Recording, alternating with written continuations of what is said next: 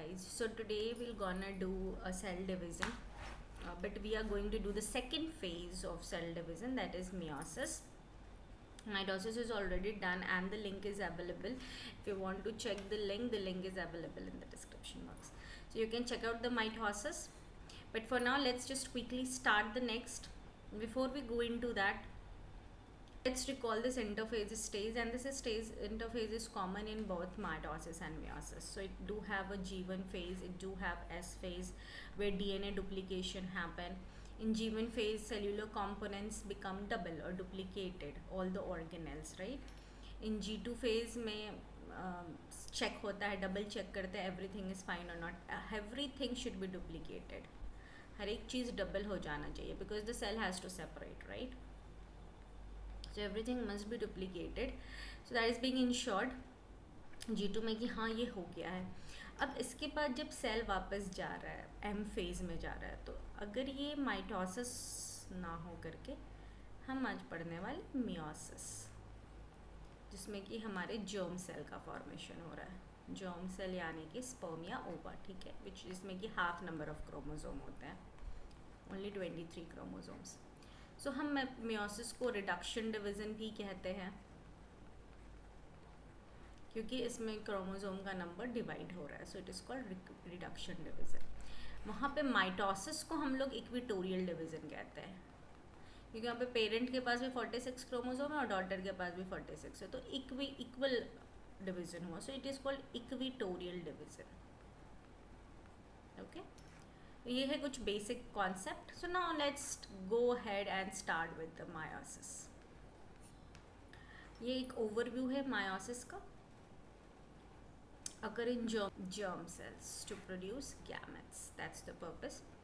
4 daughter cell produced. So at the end of meiosis you get 4 cells. Reduce chromosome number by half, so chromosome number become half. And और इसमें 2 division होते हैं, एक meiosis 1 होता है और एक मियोसिस 2 होता है. तो जो मियोसिस 2 होता है ये सिमिलर होता है माइटोसिस के, जस्ट जो हमने माइटोसिस में पढ़ा है सेम है मियोसिस 2, बट जो डिफरेंस लाई होता है वो मियोसिस 1 में होता है. Meiosis 1 is completely different. एक बार और अगर मैं इसका ओवरव्यू दिखाऊं तो you can see in this diagram, right? What you are seeing, interphase हुआ, इंटरफेज ख़त्म हुआ तो हमारे पास क्रोमोसोम्स बने, ठीक है. These are homologous chromosome. यहाँ पे इंटरफेज के बाद होमोलोगस क्रोमोसोम बनते हैं. What is homologous chromosome? So homologous chromosome वैसे क्रोमोसोम है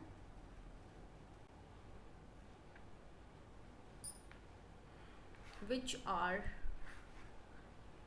similar but not identical. Identical नहीं है, ये एलील्स रिप्रेजेंट करते हैं. जीन्स एलील के फॉर्म में होते हैं, ठीक है, तो ये एलील रिप्रेजेंट करते हैं. फॉर एग्जांपल लेट्स से अगर मेरे क्रोमोसोम ए में, दिस इज़ माय क्रोमोसोम, यहाँ पे एक एलील है ABC, ओके, ABC एक एलील है और यहाँ पे उसी का एक डिफरेंट फॉर्म है, मान लो ABC, right?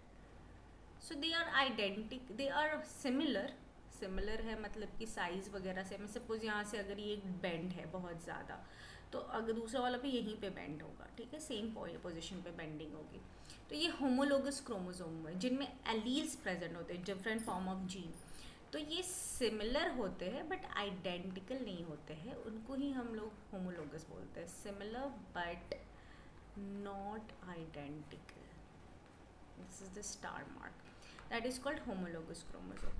So after the end of the interphase homologous chromosome बनते हैं. ये homologous chromosome यूनाइट होते हैं और आप देख रहे हो यहाँ पे, अगर आप क्लियरली देखोगे तो एक्सचेंज ऑफ जेनेटिक मटेरियल हो रहा है. सो ये आप देख सकते हैं यहाँ पे होमोलोगस क्रोमोसोम की पेयरिंग है. तो जब पेयर होते हैं 2 होमोलोगस क्रोमोसोम, उनके बीच साइनेप्टोनेमल कॉम्प्लेक्स, एक प्रोटीन फॉर्म होता है. दिस इज़ द प्रोटीन, ये है साइनेप्टोनेमल कॉम्प्लेक्स. और जब भी होमोलोगस क्रोमोसोम की पेयरिंग होती है वो 1 ओवर द अदर होता है, एक क्रोमोसोम दूसरे के ऊपर हो जाता है और इनके बीच ये साइनेप्टोनेमल कॉम्प्लेक्स का फॉर्मेशन होता है. इसको हम लोग सिस्टोक्रोमैटिड बोल रहे हैं, सेंटर में सेंट्रोमियर है, ठीक है। यहाँ पे होमोलोगस क्रोमोसोम एक दूसरे से बंधे हुए by the help of synaptonemal complex. So synaptonemal complex helps to combine these chromosomes, homologous chromosomes. अब यहाँ पे फिर क्या होगा आफ्टर दिस, जब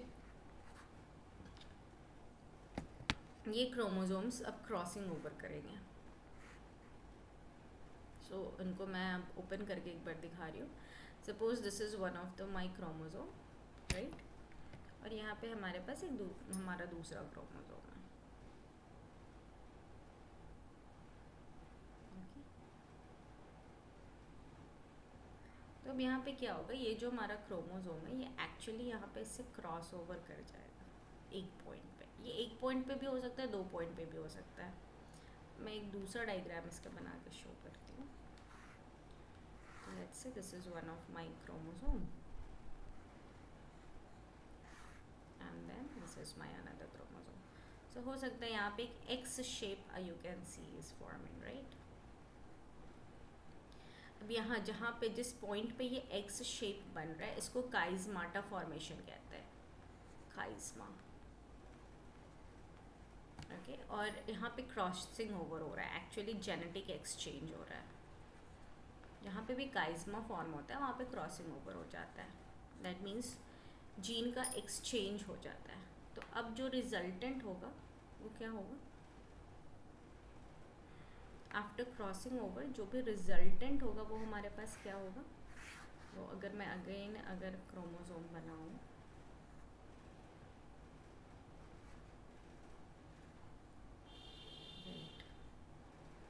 अब ये क्रॉसिंग ओवर के बाद क्या है, तो यहाँ पे एक क्रॉसिंग ओवर हुआ है तो यहाँ पे एक येलो ये वाले जीन्स आ जाएंगे, और एक लोअर मैंने 2 जगह बनाया था क्रॉसिंग ओवर, तो मैंने दोनों जगह I can show you the change. और यहाँ पे भी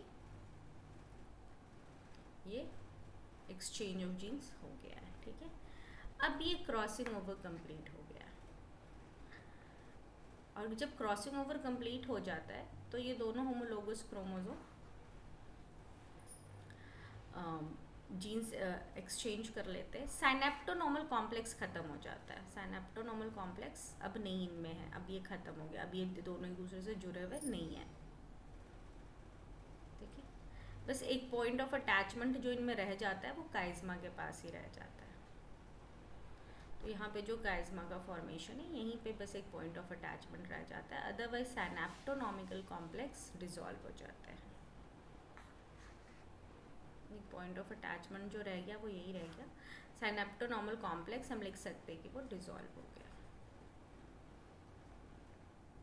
ये सारा प्रोसेस प्रोफेज 1 का है, ठीक है। और प्रोफेज 1 के स्टेप्स हैं जिनको हम शॉर्ट में बोलते हैं L Z P D D, okay. leptotene, zygote, pachytene, diplotin and dikinesis. Okay, so we'll discuss these steps now. ये सारे जो फीचर्स अभी हम देख रहे हैं साइनेप्टोनॉमल कॉम्प्लेक्स का फॉर्मेशन या काइज़मा का, ये सब प्रोफेज 1 के इन स्टेप्स में होता है, ओके। सो ये एक निमोनिक भी है याद करने के स्टेप्स को। सो let's see the steps of prophase 1. So as you can see here we have L, Z, P, D and D. So L stands for leptotene. These are the stage of prophase 1.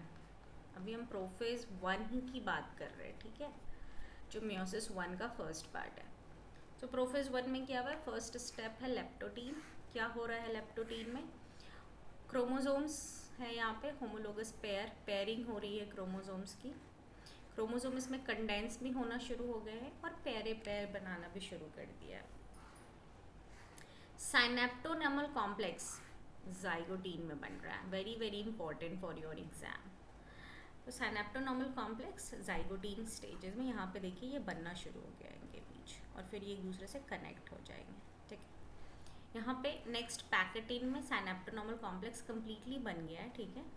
और यही नहीं, यहाँ पे crossing over भी शुरू हो गया, सी यहाँ पे क्रॉस ओवर शुरू हो गया है। काइज़मा फॉर्मेशन। अब यहाँ पे साइनेप्सिस ख़त्म हो गया, काइज़मा अभी भी अवेलेबल है। काइज़मा एक एक्स पॉइंट होता है जहाँ पे अभी भी दोनों होमोलोगस क्रोमोसोम जुड़े हुए हैं, और ये आपको दिखने को मिलेगा डिप्लोटीन स्टेज में। So this chiasma formation still visible in the diplotene stage. इसके बाद डायोकाइनेसिस होगा, which is the end of the prophase. Prophase यहाँ पे एंड हो जाता है, ठीक है। अभी भी क्रोमोसोम यहाँ काइज़मा पॉइंट पे जुड़े हुए हैं। इनका सेंट्रोमियर विजिबल है। सेंट्रोमियर के पास एक प्रोटीन प्रेजेंट होता है। अगर आपने माइटोसिस वाला क्लास देखा है तो kindly give the name of the protein in the comment, ठीक है। और फिर यहाँ पे न्यूक्लियर मेम्ब्रेन डिसइंटीग्रेट भी होना शुरू हो जाता है। तो अब अगर हम प्रोफेज 1 को देखें,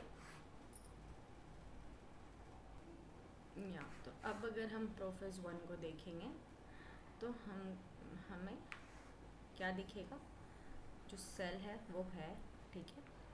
यहाँ पे न्यूक्लियर मेम्ब्रेन डिसइंटीग्रेट हो रहा है, तो हम एक न्यूक्लियर मेम्ब्रेन का डिसइंटीग्रेशन दिखाते हैं, ठीक है।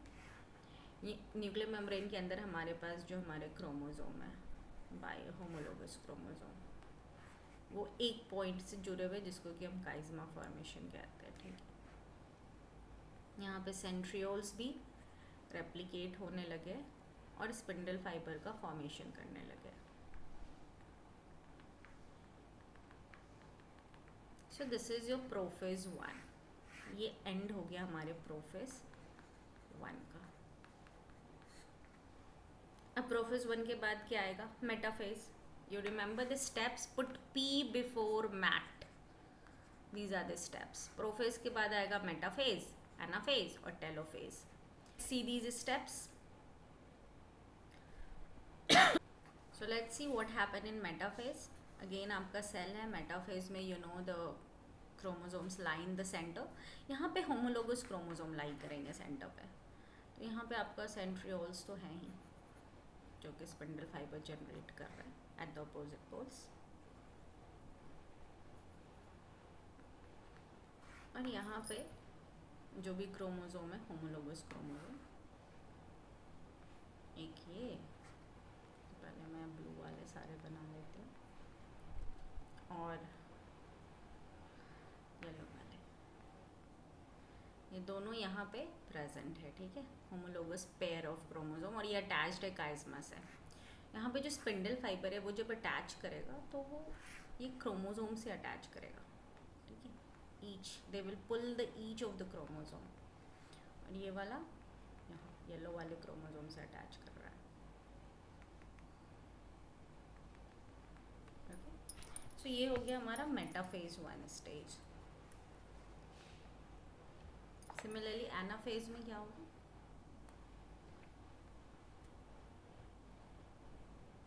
Same thing.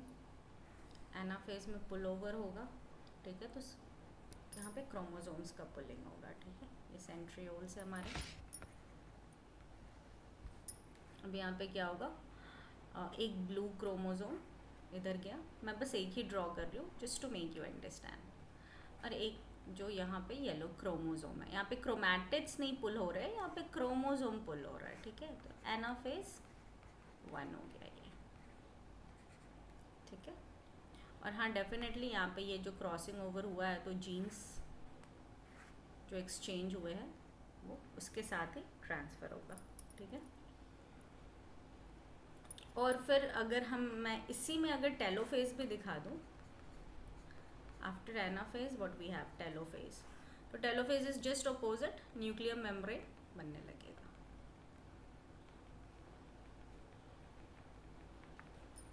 Okay. And then cytokinesis होगा, डिवीजन, और इसके तुरंत बाद ही हमारा नेक्स्ट स्टेप शुरू हो जाता है मियोसिस 2।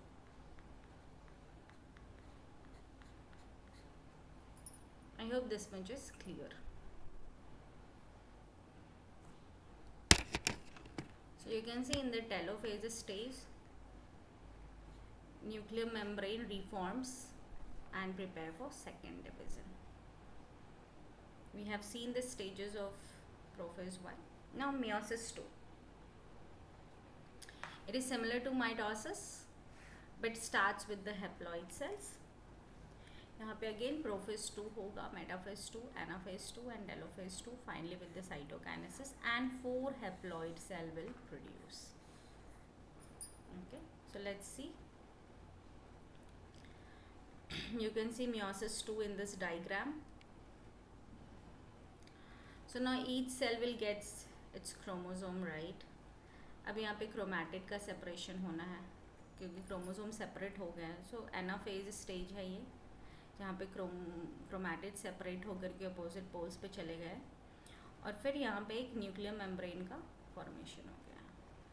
ठीक है, सॉरी साइटोकाइनेसिस हो गया है. फिर यहाँ पे 2 सेल बन गए. ठीक है, so it's very much similar but still एक बार हम देख लेते हैं meiosis 2 को. यह प्रोफेज 2. ठीक है, प्रोफेज 2 में again the nuclear membrane start disintegrating. तो हमने 2 सेल बनाए थे टेलोफेज 1 में, राइट? सो प्रोफेज 2 में भी 2 सेल होंगे और इनका न्यूक्लियर मेम्ब्रेन टूटने वाला है. यहाँ पे again the spindle fibre start forming with the centrioles. ठीक है, और यहाँ पे जो क्रोमोसोम्स होंगे हमारे वो एक जेनेटिकली एक्सचेंज्ड क्रोमोसोम होगा. ठीक है, ये रहा. तो यहाँ कुछ एक्सचेंज पार्ट होंगे. ठीक है, और अब ये सिमिलर है.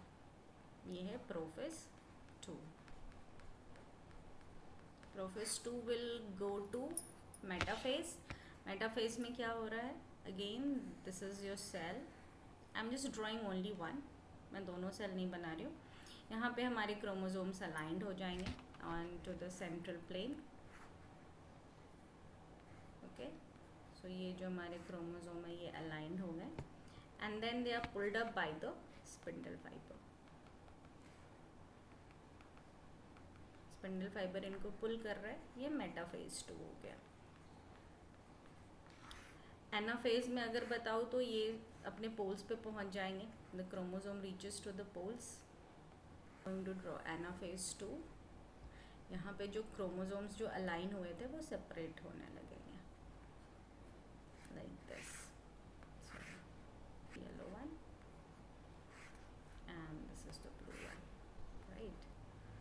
सो they start separating and then they reach to the opposite pole. So the chromatids separates, chromatids from the chromosome, they separate and reaches to the opposite pole. अब ये 2 सेल है ऐसा, ठीक है, एक इधर भी है क्योंकि 2 सेल बने थे. अब ये फिर टेलोफेज में जाएगा और यहाँ पे 2 सेल बनेंगे इससे और इससे भी 2 सेल बनेंगे with half number of chromosome. यहाँ पे न्यूक्लियर मेम्ब्रेन रीअपियर हुआ, क्रोमोसोम नंबर हाफ हो गया है. इस यहाँ पे सेम डायग्राम रिप्रेजेंट हो रहा है and that's what about the meiosis. So today we do have completed the meiosis. If you have any questions you can ask in the comment. It is a very important topic. Meiosis and mitosis in terms of exam point of view, these are very important topic and a lot of question being asked from here. So next class I'll bring PYQ. You can also find the link of mitosis in the description box. So आप उसको एक बार check कर लीजिए और कोई भी doubts है तो you can ask me in the comment. Thank you and like and subscribe the channel and hit the bell icon for further notification.